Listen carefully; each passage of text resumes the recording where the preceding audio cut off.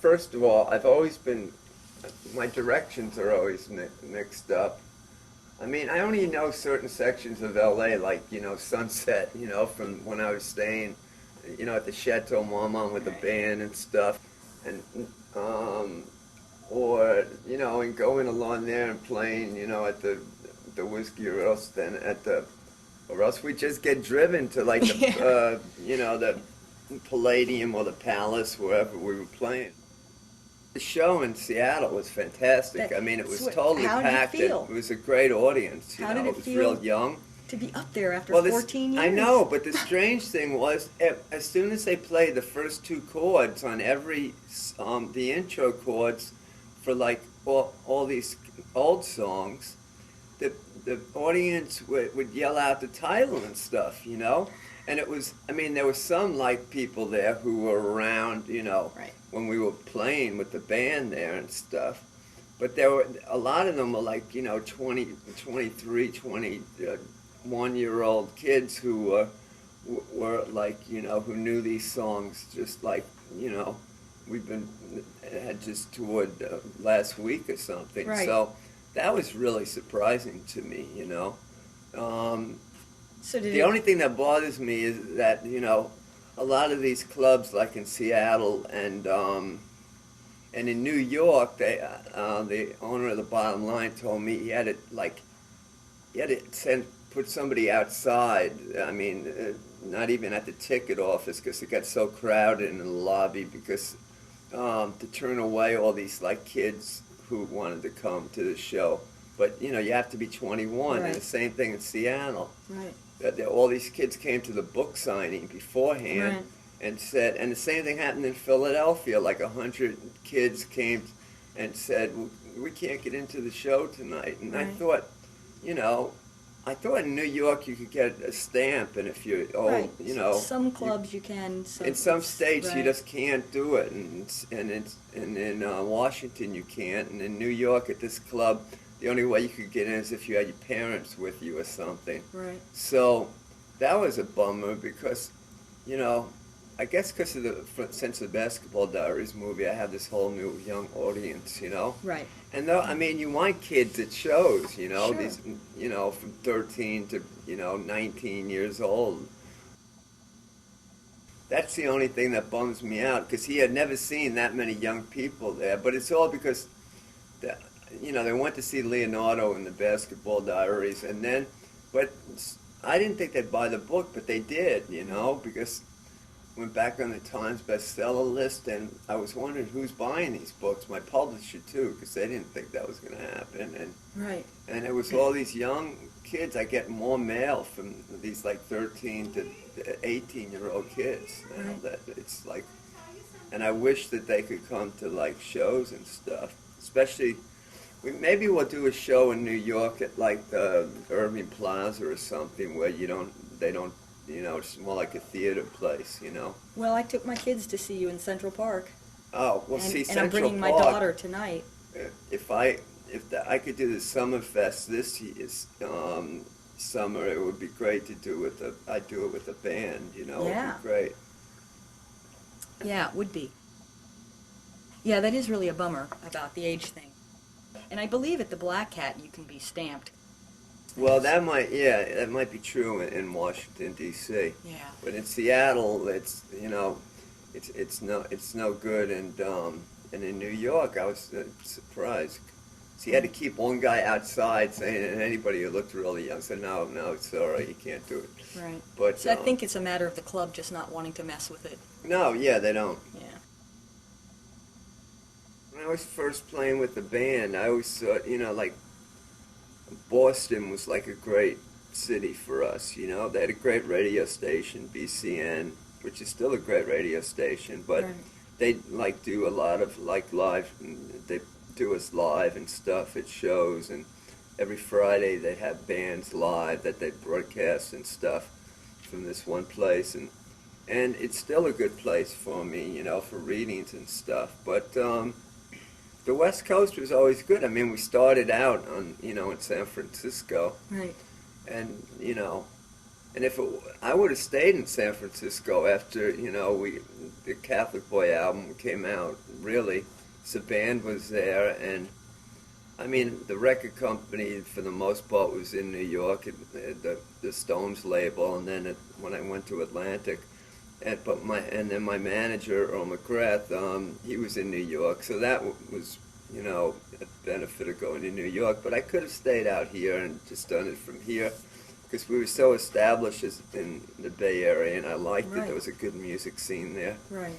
But it really was decided by I got married, and my wife was going to law school at Stanford, and her best job offer out of college by far, out of law school, was in New York, so I could do what I did anywhere and stuff, so we moved back to New York.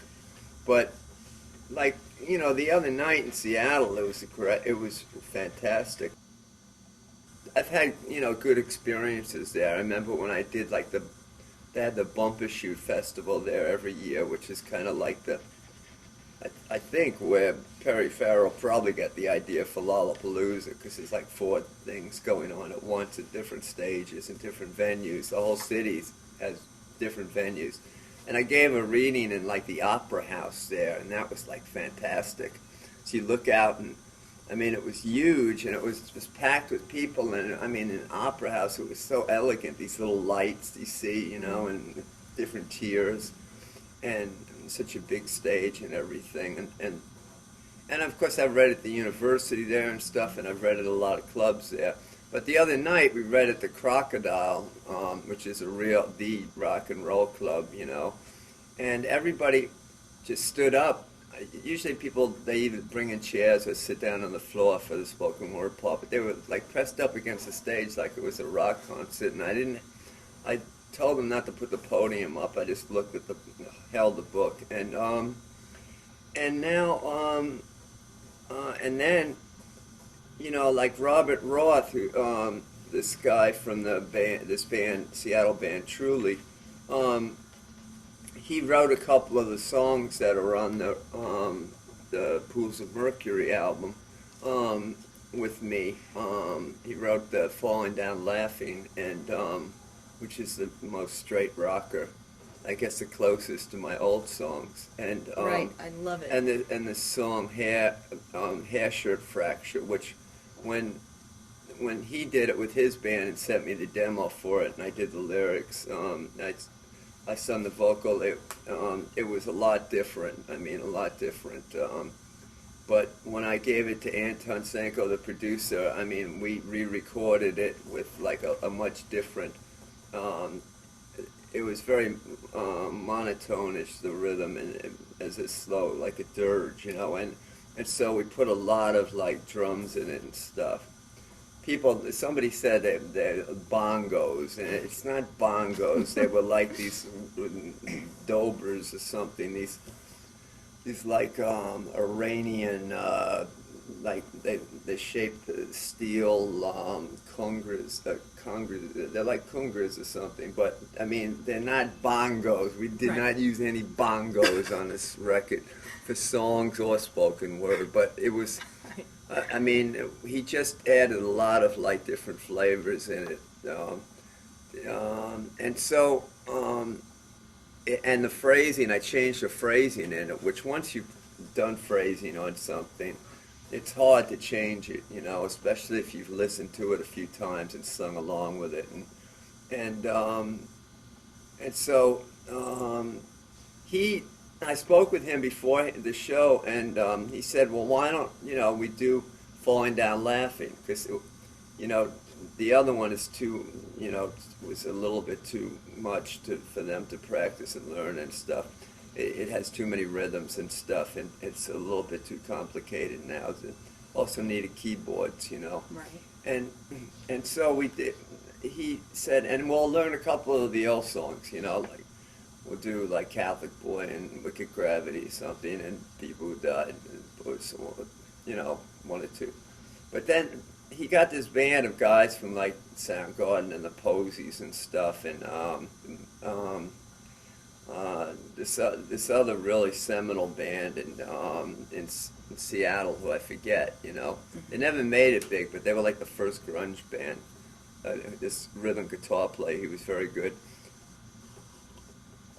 And they learned about 8 songs from the Catholic Boy album, and I think a couple from Tried Dreams, and so we had, after I did the poetry reading part, I brought out the band, and we only had time to really, I had to do a book signing, at the Tower. Right. So, and I got in at like 4 o'clock, so I had to go right to the book sign. I went to the hotel, dropped off my stuff, and went to the book signing from 6 to 7.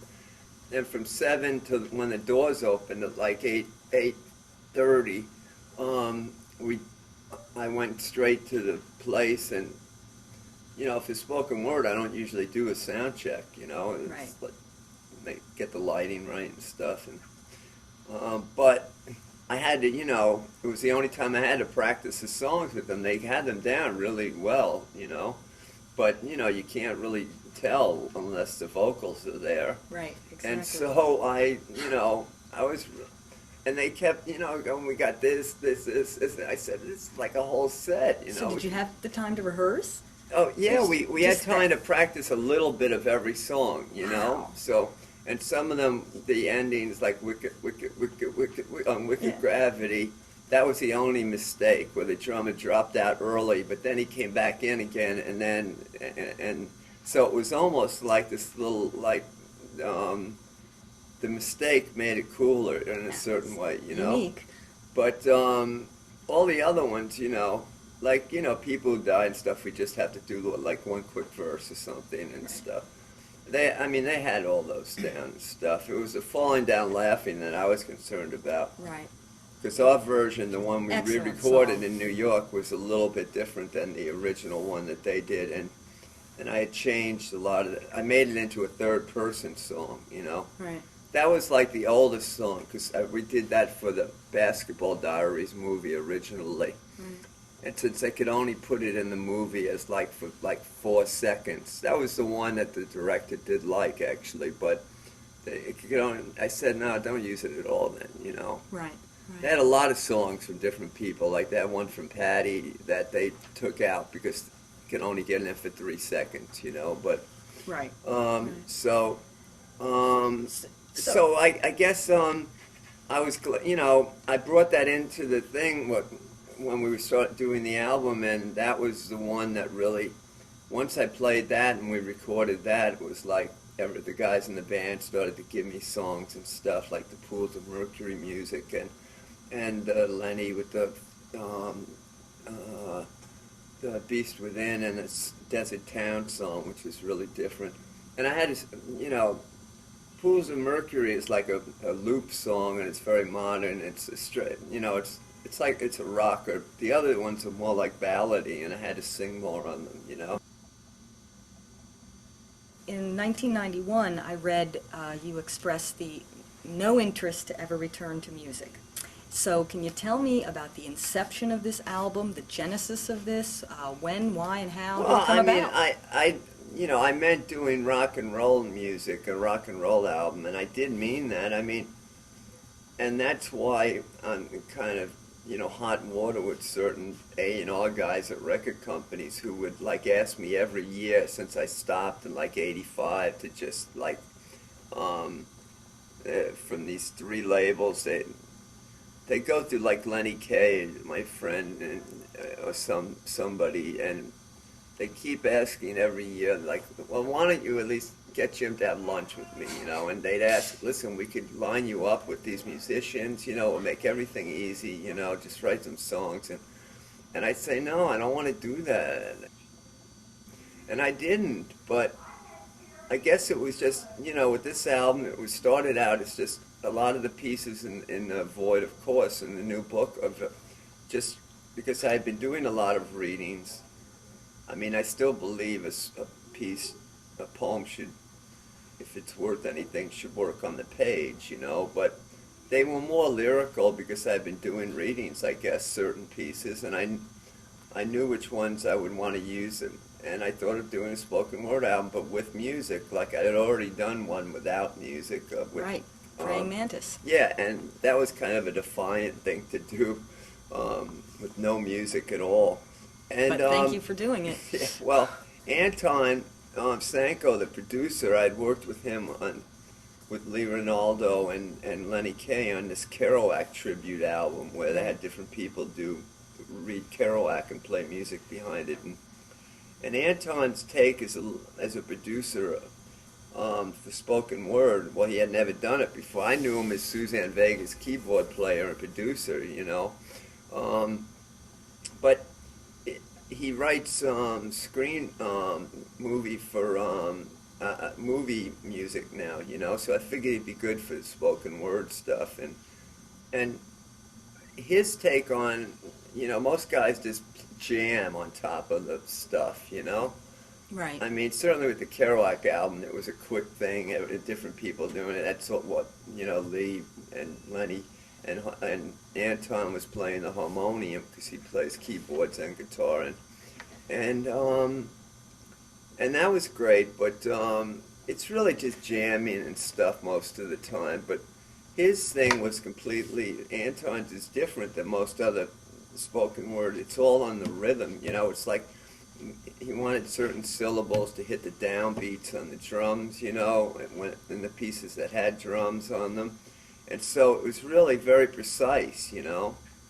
And you could do that because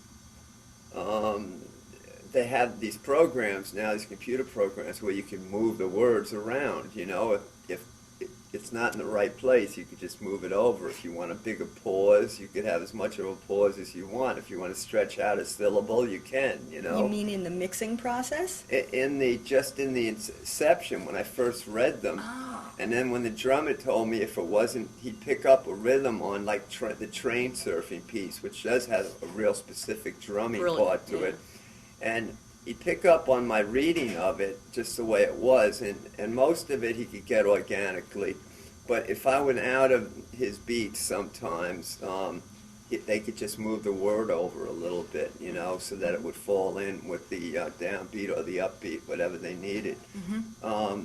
Yeah, you could do whatever you want. You could, you know, you can make syllables longer, shorter, you could make pauses, you could just move the whole thing around. I mean, I got the best reading. I did a lot of, you know, readings, like about 6 tracks to choose from with the initial ones, and I really knew which ones were the best. We didn't really comp the spoken word pieces that much, you know, take a verse from here and a verse from there. Maybe on 1 or 2, but most of them are just the best reading all the way through. Right. The one that was the most heartfelt and the most clear and you know, the right tempo. And then they just used the machine, I mean, to just the computer to move the words over if it didn't work with the beats and stuff, you know. Amazing. But that was Anton's difference. I mean, he works on rhythm, whereas other guys work on just jamming out a melody over it, you know. And I think that's a big difference. And so then I played them the Falling Down Laughing song, and he thought, well, and I had these great musicians there, you know. How were they assembled? Did Anton got them together. I mean, his brother Eric, who plays with John Cale, and he used to play with the Lounge Lizards, John Lurie's band, for years.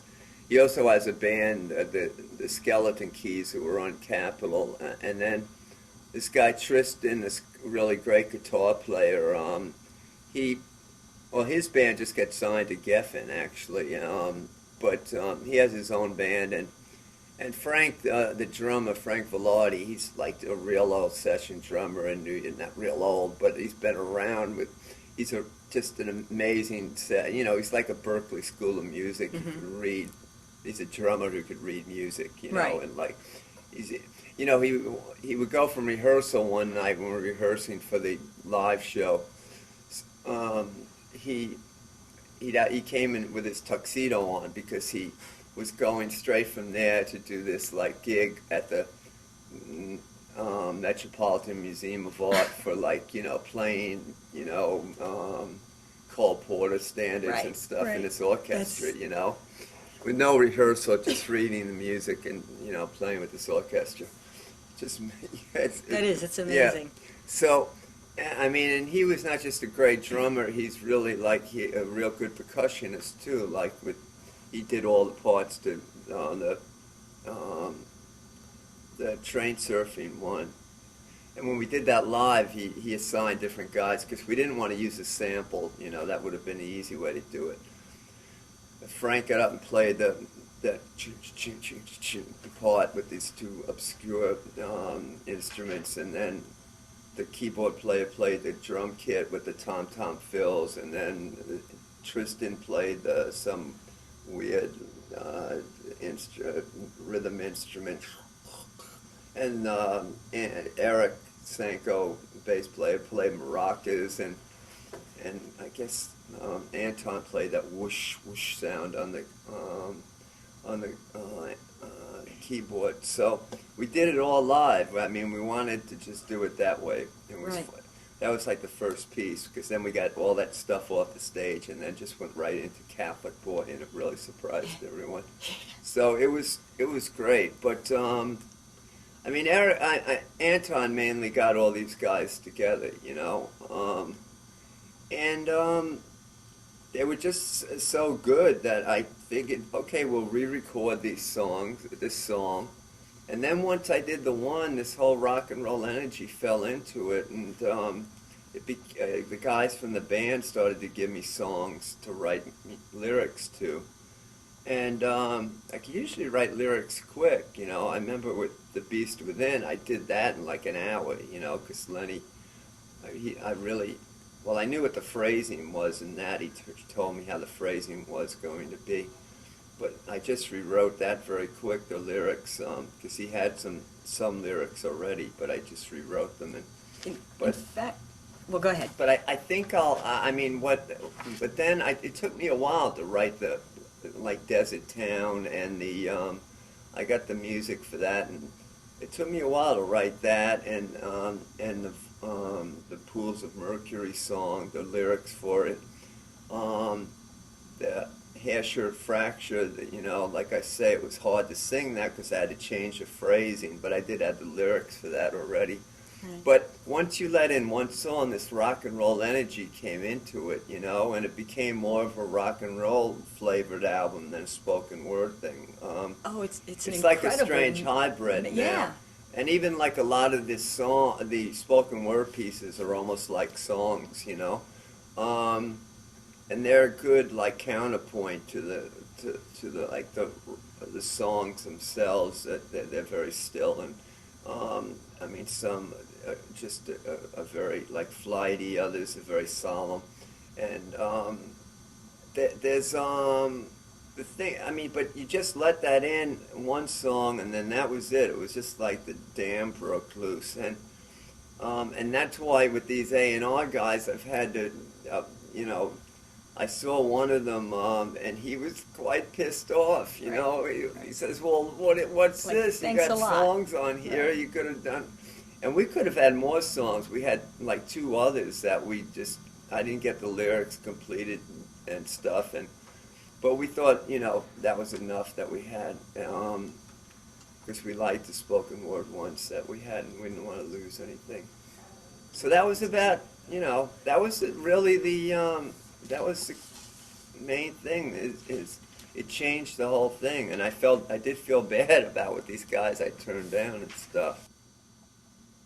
Your voice, I've read that it was an issue for you the first time around, that you didn't consider yourself a singer. How do you feel about it? You sound great. I think I could sing better now than I could when I was working with my band, just, I don't know why. Maybe I did it then and then it rested, but I know my limit. I always knew my limitations, and I just, I have to sing more on some of these songs and stuff, and I go to lower registers and things, I've always had a secret thing to be a crooner, I guess, I mean, but I just had to be more versatile with this. I think for the technical inadequacies of my voice, of my vocals, when I was seriously doing music with my band and stuff, I always knew I could make up for the lack of the technical aspects because with phrasing, because I understood phrasing from poetry. I understood how to get the most out of a verse, and how to use counterpoint with like a two power chords coming just as I was doing something very softly or something, or vice versa. Right. So I understood that phrasing from poetry enough to make up for the technical inadequacies. But I mean, it's really, once punk rock came into it, it wasn't about the technical aspects, it was about Right. passion. Right. I think passion was a thing on the Catholic Boy album that drew people to it. Will you tour with the band? Probably no, because they're all in different bands and stuff. I mean, we might play another show in New York or something. It was great the way it went in Seattle. But it's a big band too. Right. It's like it was like 6, 7 guys up there at a time, and it would be a real production. But we couldn't. I mean, it was hard enough to get those guys' schedules all together for 2 shows, so, but they really loved it. They had a great time doing it, and we would like to do it again, Maybe we could do it in some place close enough, like Boston or Philadelphia or something like that. Right. But, I mean, otherwise, I have my Seattle band intact, but I mean, that was just like a magical one-night thing, It was a great audience and really terrific. Wow. Any plans for a video? Maybe using MTV a little bit more this time around? It's there. Yeah, I know, it's always there. Yeah, I don't know. I mean, I've seen For Elizabeth, and I just love it. It's Oh mesmerizing. yeah, I did that for the Lollapalooza Right. thing. But yeah, that's a nice video and stuff, and I did do like that. 15 years after the fact, I did a video with a remix of the best of people who died. With not with my original band, but with like Lenny and a bunch of other people. I mean, we weren't really playing. We just did a video At the end of the Basketball Diaries? Yeah, that they have it on the end That's of the cool. Basketball Diaries thing. Yeah, because that was like the remix version was a single for the soundtrack album. But I always had a weird thing about videos. I always thought people could make up better videos in their head. It was a stupid career move, but it's because I tell other friends of mine, like, you should do that. You should do a video. It's only a marketing tool and stuff. But I felt funny about doing it myself. Right. So how have you matured as an artist in your writing? I take 1 step, 2 steps forwards, and 1 step backwards. Sometimes 2 steps backwards. I don't know. Right.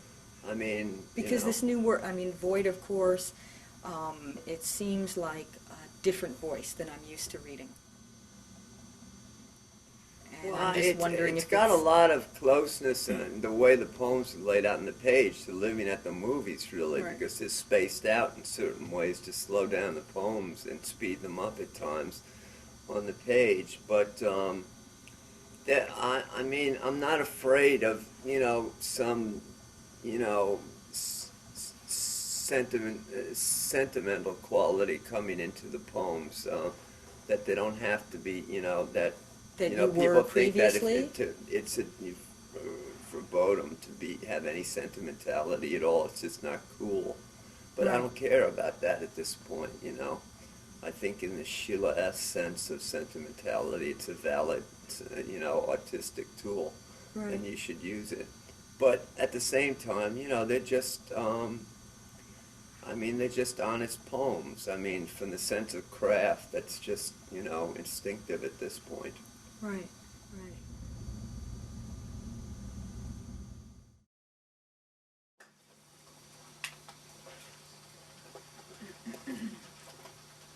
Nobody is going to ruin me. If I have to, I will ruin myself. I've spent too much time, expended angelic energy on my own disintegration to hand the contract over to another now, as if it were a finished painting needing only a signature. You are not going to get to me. You are never going to be with me as once was. There will always be the poem. I will climb on top of it and come in and out of time, cocking my head to the side slightly as I finish shaking, melting then into its body. Its soft skin is not a lie. I'm glad you are at peace, but everything you know leads to ruins. It's a neat trick, my body rising each morning above the city, watching the boroughs recede into blocks of pumice and amber, amethyst. It's a harder trick, turning love that's lost in betrayal into something beside bitterness, into anything beside this rage.